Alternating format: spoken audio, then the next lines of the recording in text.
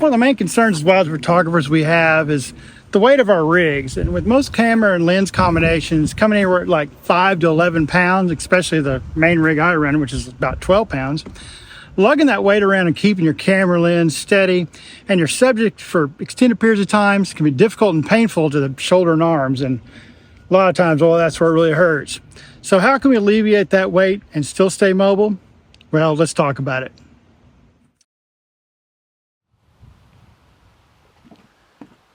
Today we're going to be talking about a way to reduce some of the wear and tear we get from the lug around these heavy and large lenses we carry around in the field. In my case, with the Nikon Z9, the Canon EF 500 f4 Mark II, which is my favorite weapon of choice, this guy weighs around 12 pounds. When I'm trying to keep this rig on the subject for a couple minutes to get that exact moment or get some video footage, it's a major ouch in the poor shoulder and almost impossible to keep the viewfinder steady on that subject from these longer holds. And that's where this comes in, a monopod and gimbal setup. And the one we talk about today is the Sirui. Yeah, that's how you say it. It's spelled S-I-R-U-I. And this express one is the PF 325 FS series. And I took this to Kodiak Island with me for 3 weeks to really test this guy out. This monopod came as a kit. It came with the VH10 fluid head, which is a great fluid head. But the issue with this fluid head is for our wildlife lens and combos is they come in anywhere from 5 or 7 pounds like this rig, or up to 12 pounds, which is the large rigs, is the big, telephotos. The problem with this head is, for those type rigs, is the counterbalance weight, the kickback weight. So as you go forward, what it'll do, it will spring back into position. And that's only 4.5 pounds worth of weight that it'll take. And these rigs are higher than that, so when you slide it down, it's going to really give. Now, for rigs that are lower than that, this fluid head is fantastic. I use it with my R7, my R8, with the 7200 rigs like that, and this thing worked really good to get video. Really, really nice. Now, why are we talking about a monopod instead of a tripod or a ground skimmer? Well, for tripod work, you want something that's more static, something that's going to sit around a lot longer. And if it's not sitting down for a long time, and you've got your tripod extended, and your bird moves, let's say where I'm fixing to move is 10 yards, 15 yards, you have to collapse your tripod, throw it over your shoulder, move to your new location, and then set up again. And then if it moves again, you got to collapse them, shoulder, walk. And by doing that, each time you do this open and close, you're doing a lot of movement, you're making a lot of racket, and you're making your subject probably more nervous and maybe just fleet out on you and you can't get him anymore. And for ground pod, this is only for super low parts where you're laying down on the ground, you get super low, so you have no height opportunity shots with the ground pod skimmer. These all have their places. I'll probably make a video about in which conditions do I use the 3 and why do I use the 3. Well, and the 4, the handheld also. So which scenarios do I use those in? The monopod, once extended, there's no collapse its legs like on a tripod to move to your next location. You don't have to collapse them again. And you're moving short distance from place to place. It's much easier and more comfortable to toss this guy over your shoulder and to walk around with the monopod. And it's real easy. You don't make any noise as you're moving. You just move it and you go. It's much, much more mobile. So now that you know why I prefer a monopod over the tripod here, why is the monopod great for wildlife photography, and more expressly, why this Sirui monopod is really good for wildlife photography? Well, there's 3 things that I would say about it. 1 is the weight of the rig. 2 is the compact size for storage as you're hiking through. And 3 is the flexibility and improved stability that you can get out of this monopod rig. It's not just one thing. It's not just a monopod, it's more. So let's talk about the weight. So this monopod without the gimbal head attached is 1.2 pounds, extremely, extremely light. The gimbal itself, the Benro 5HC, I think is what this one is. GH5C, excuse me. This guy's 2 pounds, a little heavy. There are lighter ones in this, so I'd suggest probably if you're gonna hike around, get some lighter. This is really made for my really good stable rigs. Carbon fiber, but still fairly heavy. So in total, this whole rig is 3 pounds. But I like this setup. It's really good. It spins around really well. And the second thing that I really like about it is the compact size of this rig. So when you fold it all up, this guy's only 22 inches long total to put in your bag. if you take the base off, and yes, the base does come off, now we're at 17 inches. So now you can put all this in your bag at 17 inches, much smaller. So that's really nice, and I like this setup. And finally, the flexibility and stability of this monopod, and that's what makes this monopod from Sirui really nice. Rather than have a traditional stick style monopod, this monopod has feet on the bottom of it, which are aluminum, which once you fold them out, it makes for an extremely, extremely stable platform to work with. Now, I can, when I have this guy all set up, set the gimbal on it, set it up here, get it stable, and walk away from it on a flat surface. Wouldn't suggest you do that, but you can do it. It will work, it will hold it, but don't get too far away from it, really. You could also fold the feet up on this rig and use this like a traditional monopod, the stick monopods. And this bottom end, actually, if you screw it out, what you'll notice, you get a spike on the bottom. Pretty nice. So all you gotta do now is just use like traditional monopod, drop the spike down, or not the spike if you screw it back up, and you can use this like a traditional monopod. Really, really cool. Get this spike back down so I don't stab myself accidentally. But really cool. So you can use this still as a traditional monopod, or you can drop the feet down to use it in a more stable approach, if I get all the legs the right size. There we go. So once you do that, you can set it up, you can walk away with it. Traditional monopod, you set it up, it's gonna fall over. But these feet make it really nice, really, really nice. Now, the most neat part about this monopod is the flexibility, what you can change this out to. So again, you can use it in full configuration, or you can pop the base off, and you can pop the head off, the mounting plate. So that mounting plate comes off. So once you have those two off, now you can just drop that here on this. Now you have a hi-hat, you have a super low that you can drop this on the ground, get on the ground, and shoot your low shots with. So really, you have a 2-in-1 already, or 3-in-1. You can use the feet for a more stable monopod. You can fold the feet up, use it for a traditional monopod, or you can swap the heads out, the mounting plate out to this to make it a low ground hi-hat. And to be honest with you, when I was in Kodiak, this configuration I used about 90% of the time with this rig, because a lot of times I was down low trying to get some low shots. I don't break it. So basically this monopod will cover all the heights of shooting, from standing all the way up to laying down on the ground where you're using this as a hi-hat, and supporting the weight of your heavy, heavy wildlife rigs like this big monster right here. Oh, I hate picking that up some days. But it'll keep your lens stable and keep it on the subject where you need it to be.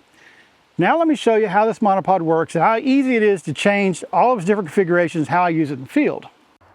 So what I've been showing you so far is this monopod without any type of head attached to it. And it's in 4 parts, what this guy is. So you have the 4 pieces, which are, you have the mounting plate on top here, you have the main section here in the middle, and then you have the foot section here, which also detaches, and you have a rubber foot on it. So that's the 4 pieces of this. You can configure this any way you want with one or all 4 of these pieces to make it work. So the mounting plate and the foot change out real simply with a quick release plate. So all you got to do is pull this piece, blue piece down. That's going to pop out. You lift it out of there, done. Put it back in, pull it down again, set it back in there, and let go. Now you're locked back in. Same with this thing. So basically that means you can change out this whole thing within 3 seconds to go from hi-hat to the full section, whatever you want to do, or just a traditional monopod. Very simple, very easy to use. Extended collapse in this monopod is super simple. It just has these little clip releases. So you just open them all up, slide it down, collapse all 4 together at once, done. Open it back up, just as easy. Open all 4 up, extend it out, close them, done. So it's really, really nice. Really, really nice on this guy. And it holds a lot of weight, holds that whole rig without a problem. So fully extended, this monopod is 55 inches. It seems a little bit low right now, but once I add this gimbal on here, what you'll see is the camera is right up here where it needs to be. If I was going to use a ball head or something like that, this would be a little bit low for me, so I'd want to use something else. So they do make an FL version of this monopod. This was the FS version, which is 55 inches, and the FL is 66 inches, so it's up here. So if I was using a ball head or something lower, like a sidekick, which we'll talk about in a minute, I'd want the 66, the FL version, as opposed to the FS version, if that's what I was going to use. But for what I'm using, this size is perfect. You can also swivel this head 360 degrees by releasing the tension here on this blue collar right here. So if you turn it the right way, this guy will start to swivel here on the top. This guy will swivel. If you tighten it up, you'll see right here we have a lock and unlock. So you move to the lock position, you lock it up, and that's going to make this thing not move. This head also has a bubble level here. So you have it both ways. So you have bubble level. So if you do need to keep your rig level, and you can right here. So you can do that and make sure this guy's level, that we put stuff on top, you're level. Kind of nice if you're doing landscapes, but I'm a wildlife shooter, so I'll deal with my level in my camera. So the next thing I want to talk about on this is how to change out this bolt here to be able to work it with your camera or your gimbal heads. So there is a lock button sitting right here. So all you do is push that button, and that's going to release this nut that's in the middle of this guy. And on one side it's 1/4 inch, the other side is 3/8 inch. What's the difference in those two? A lot of people ask, well, 3/8 inch is what's going to be at the base of your camera. So if you want to mount this your camera right to this rig, then that's what you'd use. Not advisable. But the 1/4 ounce one, or 1/4 inch, excuse me, not 1/4 ounce, goes into all your ball heads. That's what this is for. So the next piece of adjustment I want to talk about on this monopod is at the base here. So let me take this off. It's that easy to take off, really nice.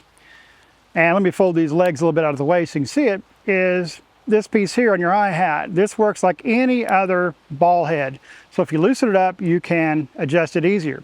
You can easily take it, where you have this side here, you can slide it all the way over if you want to, so you can set your camera low. Probably not for us, probably more for landscape guys than anybody.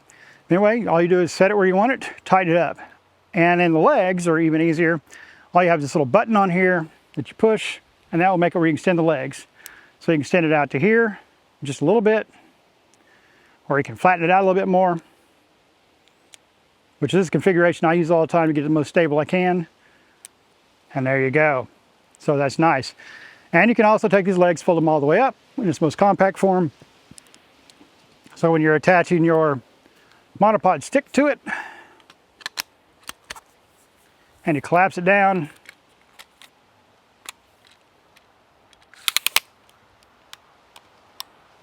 now we are super compact by bringing the legs up rather than having them down. So we save ourselves about 5 to 6 inches worth right here. Now let's talk about the type of heads you can attach to this monopod, or what type you would use a monopod. It doesn't have to be this monopod, any monopod. So the first type we would talk about would be the fluid head we talked about earlier.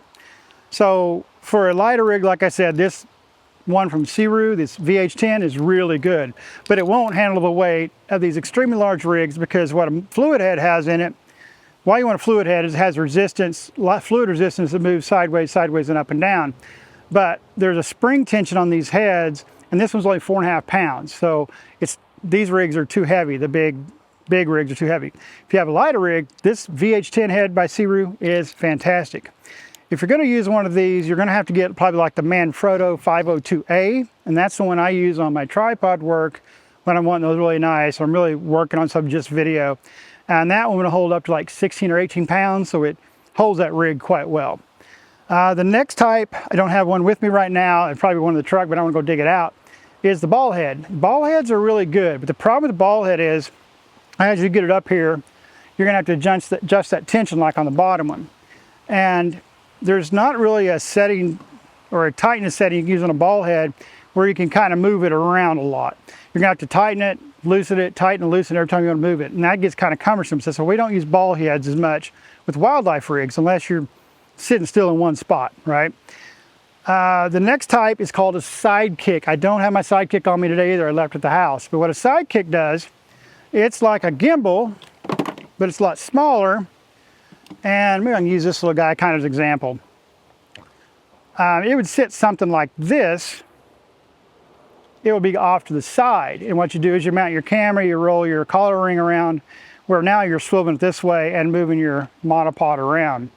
The issue with this guy, with these heavier rigs, is if something's on the side of this rig, this will tend to bow at these joints, because this is a lightweight monopod. It will hold these rigs using the correct way.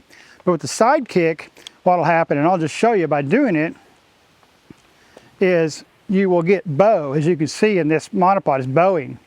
And it will do laterally, it will bow. But it's not made for that, not the way this rig is made. And then the last one is the gimbal. This is what I suggest you use. Let's go ahead and put this on here, super simple.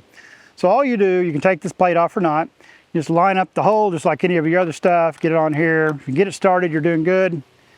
So once you get it started, you're good. Then you can just spin it around here and get her attached there well. So once you're attached, you're good. Now another thing I was talking about earlier was the tension control here at the base of this. So let me step back, maybe you can see it. So if I have this set up where I want it, I got my tension set right down here. All I do is put my foot here, and now I can move that where I want to and let go. It's going to stay. I've got enough tension for me to move it with force, but it'll stay wherever I put it. So now let's attach this. My big camera rig, this is a big guy. This is a guy that weighs over 12 pounds here, right? So we'll attach it here. Really simple to do. And we'll talk about balancing a gimbal also. So we'll put it on here and tighten it down. Make sure you got it good and tight. The worst thing you want this is to fall off. Now, how do we balance a gimbal? Well, once you get it up here, you kind of got it where you want it. And look, this will stand by the stone. Now, I'm ready to grab this in a heartbeat if that wind blows, because it's blowing pretty good here to grab this. But this will hold it in this configuration, which is really, really cool. Except I'm not stepping far. Now, how do I balance this to make it balanced? So if you undo this, take the weight off this top one, you'll see this guy kind of drop down the back a little bit. So what I do, tighten her back up a hair, loosen this knob back here on the plate, slide the plate forward just a hair that way, retighten it. Now if I let this out, if I hold my rig, once I let that out, now what it should do is it should be balanced anywhere I move it to. So now that I've got this set, you move it forward and back till you get it. Now with that, it should stay, It's a little back here, but it's fine. Next thing you can loose it up is this. So now this means I can swivel it left and right. Each of these things, you can put a little tension on them where you want it not. So now, why I use this rig? One, it can stand on its own without a lot of wobbling, so I'm a little scared. But now I can put it wherever I want. Look through here, turn the camera on, help. Look through here, get what I want, slow it around where I need to really quickly. Now, one thing I suggest you do is you put this where you can have your foot on the rig, down here at the bottom, at the base, and you slow it around. That's how I use this monopod configuration. That's pretty much it. All right, let me take this camera back off of this guy because I don't want it to fall or do anything funky while I'm doing it, because this is a lot of money to drop. We'll set this guy aside for a minute in its configuration. And look here, it's staying where it needs to stay. Really nice. Now, we've talked about all that, the benefits of this monopod, how you can change it and break it down real quickly. How do I use this guy in the field? So real quickly, let's talk about how I decide which stability type. Do I want to have the tripod, the monopod, or do I want the skimmer plate? How do I decide that?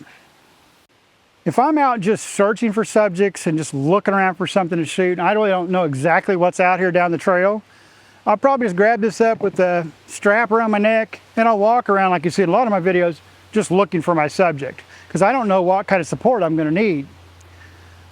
That's if I just really don't know what's out there and I don't have a think that I'm probably going to have to get low or I'm going to need a support. I'm just going to walk around and see what I can find, because usually those are more scouting missions as opposed to some subject I'm really after, I'm trying to photograph. Those are just animals or birds of opportunity. If I know I'm going to be on the ground a lot, I know I've got shorebirds, I know I've got foxes, something I got to get low with, that's where, again, I strap that camera around my neck, throw this on my backpack, clip it on there, and go out in the field, because I know I'm going to need this to get low. If I have a subject that I know like is going to stay around for a long time, so I know I'm probably going to find some bears feeding, I'm going to have maybe sea lions, like I want to take a trip down to Valdez hopefully, but I don't know if I'll make it this year.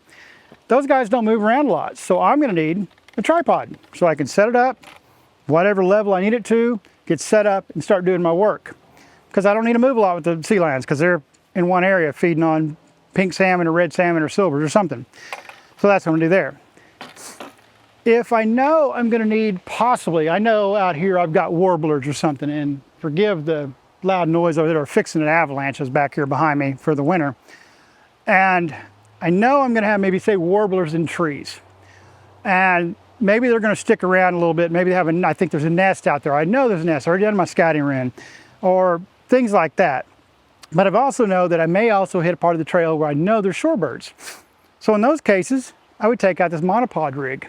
I'd slap this guy in my backpack and I'd head out. Because what I know I may need, I probably handhold a lot of it, but if I've got them jumping around in one part of the trail and I need to film them a lot or stay on a spot, or examples like the pikas the other day. I'm shooting these pikas and I want them to bark. But that bark, you can't even see their naked eye. You hear it, you see the head move a little bit, you don't see the bark. But once you catch that bark and you see it, it looks like a lion roaring. But you have to, because they bark infrequently when they stand up on the rock. So you've got to fire off a lot of shots or be ready, and you got to keep that lens on that pika for a long time. I mean, sometimes 2-3 minutes. You can't do that handheld. Your shoulder, like mine's sore from the other day actually doing that. By having this rig in the low hi-hat configuration or drop down lower sitting, whatever, I could have kept this rig on that pika longer and it just fired the shots off as needed by keeping it on hand the whole time rather than look and raise it and miss the shot. So that's kind of what that's for. That's the considerations I use for these rigs and how I take the rigs out. So with this is how I would take it out most of the times. I'm going to take it out one or two ways. I'm either going to load the camera up, which we'll do real quick, and I'll show you how I'd set that up. So I load this camera up. Not going to worry about it as much with the balancing right now. So load this guy up. We make sure everybody's tight. Make sure this is on tight to mount it to. Make this as tight for this swivel and this side here. So from there, I either break it down a little bit or I just take it, throw it over my shoulder, take off and start walking. Head out to where I need to head out, just like this. The next way I'd use it is I would break it all down, put it in my backpack, sling the camera on my shoulder, have this guy sit in my backpack. Probably this sit in my water ball side, the main base, and this is inside the backpack. And when I get out to where I need to do it to, I put it together and use it. So that's the two ways I would use this monopod as I headed out of the truck. Don't drop the big guy. So with all that said, let me just go out in the field and show you how I'd use this as I use it in the field briefly and just kind of show what it looks like.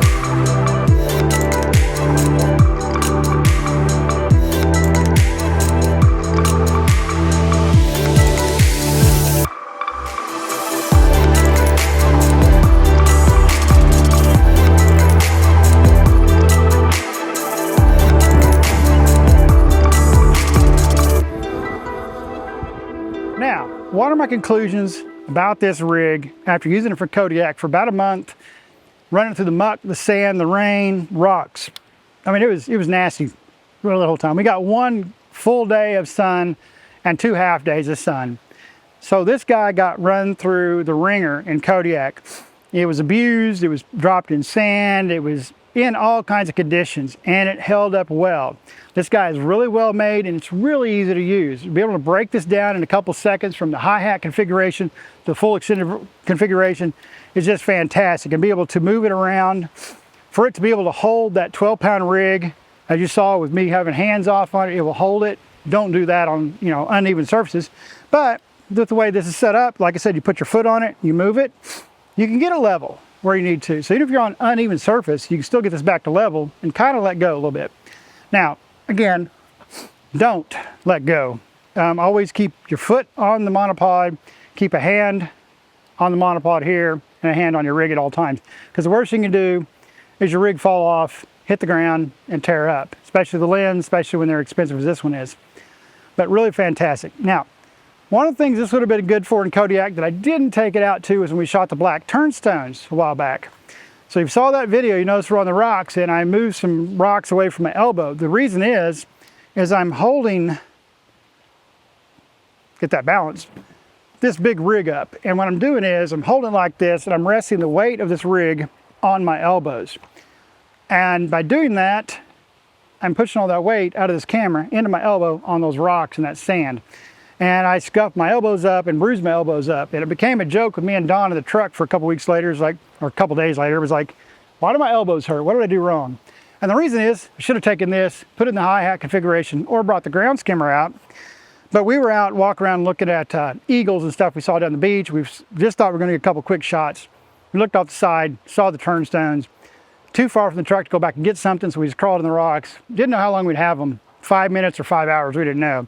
Had them there for about an hour, which is really nice. But in that meantime, I bruised my elbows up. And if I used this, my elbows would have been in better condition because the weight would have been on this, not my elbows. So, but yeah, in general, this guy is super easy to use, well made.